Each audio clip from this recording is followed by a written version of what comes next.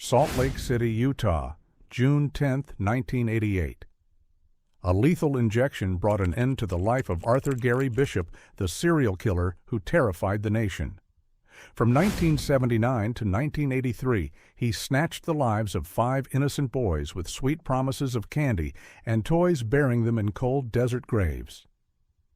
In today's video, we'll explore the last meal and the final words he spoke before facing death.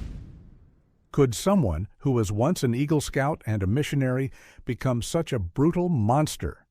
This case revolves around 5 innocent boys whose childhood dreams were shattered by Arthur Gary Bishop's cruelty. Alonzo Daniels, 4, a lively boy who always ran around in the apartment complex courtyard, disappeared on October 14, 1979. Claude Kimley, Peterson. 11 passionate about roller skating vanished on November 8, 1980, while trying to sell his old roller skates.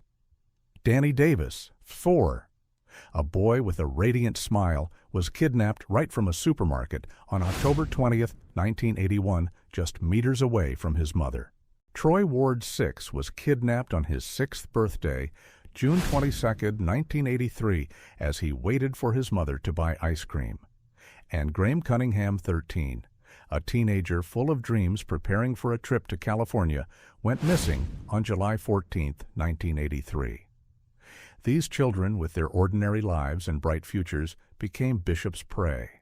His brutality not only stole their lives, but also left an unhealing wound in the hearts of their families and the Salt Lake community.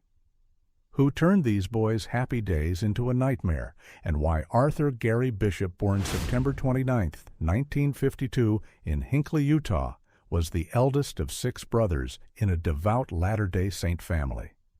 Growing up in a strict religious environment, Bishop was once an ideal role model, an Eagle Scout, an honor student, and a pious teenager. At 19, he left home to serve as a missionary for the Church of Jesus Christ of Latter-day Saints in the Philippines, where he was praised for his dedication and zeal. But behind the perfect facade, darkness began to creep in. In 1978, at the age of 26, Bishop was arrested for embezzling money from a company receiving a 5-year suspended sentence. Instead of reforming, he fled parole, moved to Salt Lake City, and lived under the alias Roger Downs. In Salt Lake, Bishop joined the Big Brothers program, acting as a big brother to a 10-year-old boy, but his child molestation activities led to his expulsion from the program. In 1979, Bishop was excommunicated from the church, marking the complete collapse of his pious facade. He sank deep into sick fantasies, obsessed with child pornography, buying books and magazines with nude images of children to fuel his desires. From a once admired young man, Bishop gradually became a dangerous predator. Was his pious upbringing merely a cover for his true nature, or did a series of failures transform him into a monster? Bishop's horrific crime spree began on October 14, 1979, at an apartment complex in Salt Lake City. 4-year-old Alonzo Daniels was playing outside when Bishop, with a friendly smile, lured the boy into his apartment with promises of free candy. Inside the apartment, Bishop attempted to sexually assault Alonzo, but when the boy cried, he panicked. Bishop took him into the bathroom, hit his head with a hammer, then drowned him in the bathtub. After the murder, he fondled the boy's body, mutilated his genitals in a frenzy, and then put the body in a box. He carried Alonzo's body out to Cedar Valley, passing the boy's mother, who was frantically calling his name. Bishop buried the body in the desert, but he didn't stop there.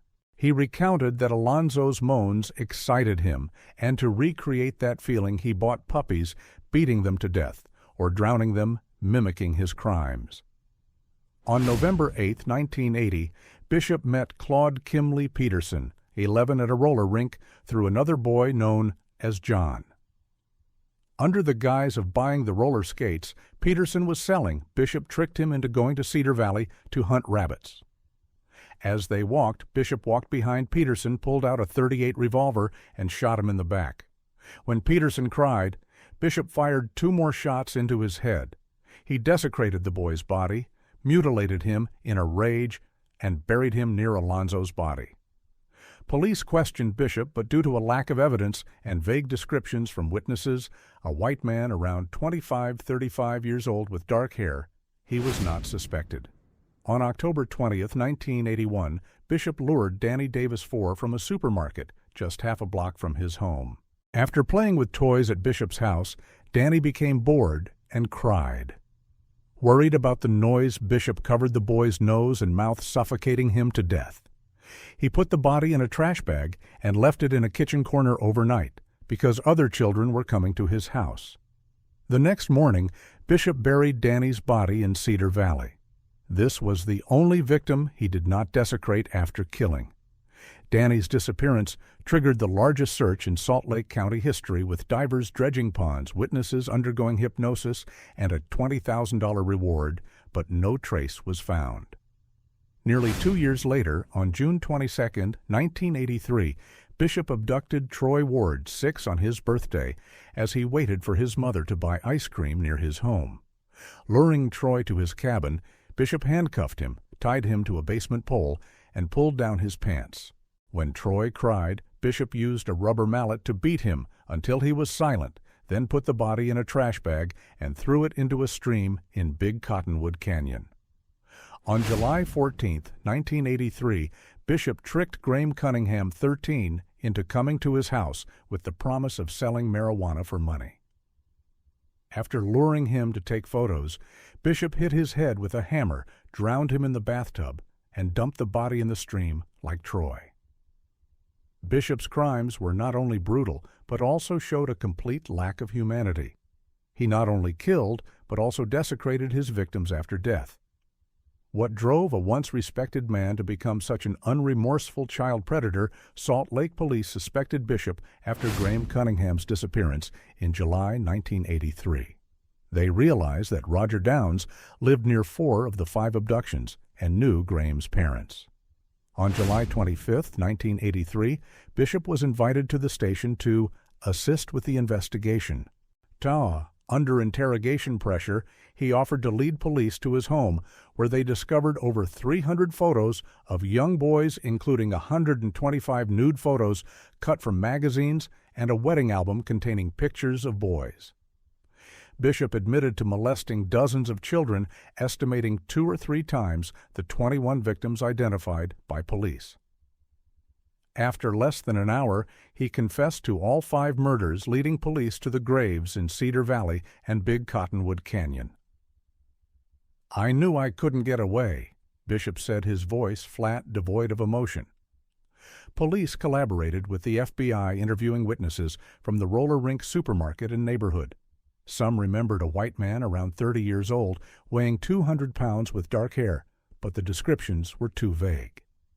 The search for Danny Davis in 1981 had mobilized the entire community, with divers, hypnotized witnesses, and flyers all over the city, but yielded no results. Only when Bishop confessed did the truth emerge. Neighbors were shocked to learn that Roger Downs was the killer.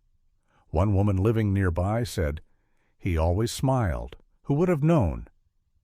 Could police have stopped Bishop sooner if they had paid attention to his child molestation behavior in the Big Brothers program? The trial of Arthur Gary Bishop began on February 27th of 1984 at the Salt Lake County Courthouse. He was charged with 5 counts of first-degree murder, 5 counts of aggravated kidnapping, and 1 count of sexual abuse of a minor. Prosecutor Robert Stott emphasized Bishop's brutality, calling him a predator without a conscience, a danger to society. They presented irrefutable evidence, detailed confessions, graves found precisely according to Bishop's directions, and his sick photo collection. Bishop testified that his addiction to child pornography enslaved him to violent fantasies. In a letter to the court, he wrote, "Pornography was the fuse. I became aroused and had to satisfy my desires, or I would explode." The defense, led by attorney Lynn Brown, cited Bishop's pious upbringing and psychological pressure, arguing that he suffered from a mental disorder due to pornography addiction. But these arguments did not sway the jury against the sheer brutality of the crimes. After 3 weeks of deliberation on March 19, 1984, Bishop was convicted on all charges. Judge J. Banks sentenced him to death, calling Bishop an irreparable danger. Bishop bowed his head, apologized to the victims' families, and requested lethal injection instead of the electric chair, stating he wanted to die quickly. The victims' families present in court felt both relief and pain. Danny Davis's mother, clutching a photo of her son, whispered, "No sentence will bring my son back." Can justice truly soothe the pain of families who have lost their dearest ones? On June 10, 1988, at the Utah State Prison in Point of the Mountain, Arthur Gary Bishop walked into the execution chamber. He refused a last meal, only requesting a glass of cold water, saying, "I don't deserve to eat." When asked for his final words, Bishop looked directly at the witnesses, including representatives of the victims' families and prison officials, and said, "I am truly sorry. I pray for the victims' families, and I hope they find peace." The lethal injection process began at 8:10 a.m. A needle was inserted into Bishop's right arm vein, injecting a mixture of anesthetic muscle relaxant and cardiac arrest drugs.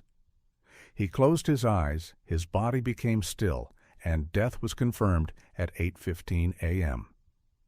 Witnesses remained silent. Some wept, while Troy Ward's mother clutched her husband's hand, speechless. The autopsy later confirmed death by drug poisoning with no complications. Did Bishop's death bring closure to the families who lost their children, or was it just a concluding chapter in an indelible tragedy? The Arthur Gary Bishop case is one of the darkest tragedies in Utah's history, revealing the terrifying reality of a predator hidden beneath the facade of an ordinary man. From an Eagle Scout, a respected missionary, Bishop fell into the abyss of crime, taking the lives of 5 innocent boys. He blamed child pornography, calling it the fuse for his violent fantasies, but was that the whole truth? Or did Bishop carry a darkness within him that no one recognized, even during the days he was the pride of his family and community? 5 families of Alonzo, Claude, Danny, Troy, and Graham endured unimaginable pain. The Salt Lake community lived in fear for 4 years as children disappeared without a trace. The case sparked intense debates about the death penalty, the role of religion in human rehabilitation, and society's responsibility in early detection of predators like Bishop. The Big Brothers program, once a bridge to help children, was reevaluated with stricter regulations to ensure safety.